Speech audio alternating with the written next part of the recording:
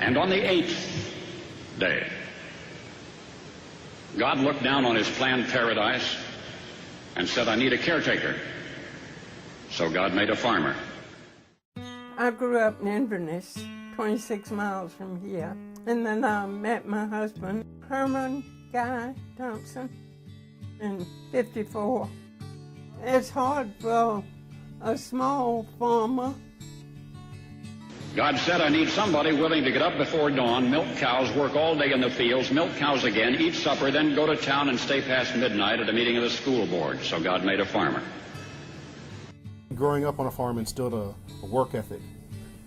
You know, having that work ethic has definitely affected, you know, whatever I've done since then.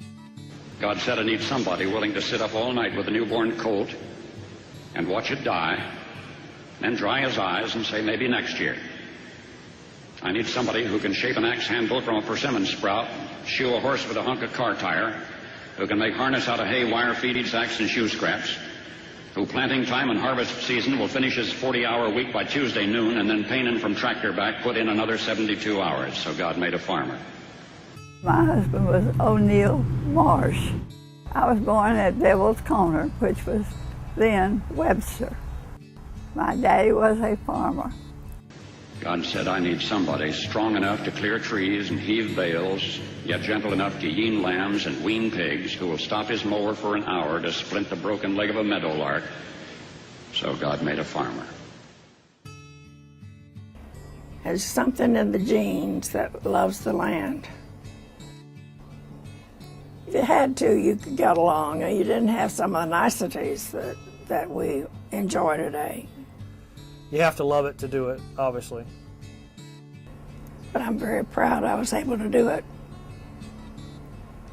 It had to be somebody who'd plow deep and straight and not cut corners. Somebody to seed, weed, feed, breed, and rake and disc and plow and plant and tie the fleece and strain the milk. Somebody who'd bale a family together with the soft, strong bonds of sharing. Who would laugh and then sigh and then reply with smiling eyes when his son says that he wants to spend his life doing what Dad does. So God made a farmer. Tonight we recognize the pioneer farm families of Sumter County. So we'd like to say thank you to these four families.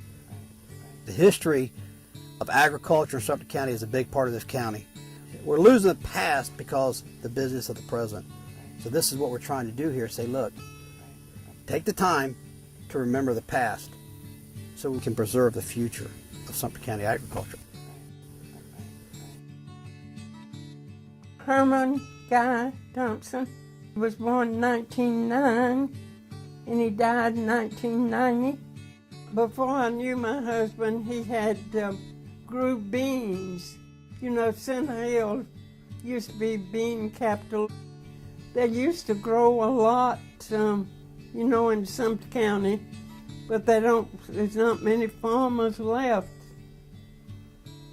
I've worked with Ms. Thompson with cattle women, Sumter County cattle women, and she is just such an asset because she's such a beautiful lady inside and out, but then she just has such a heart for agriculture.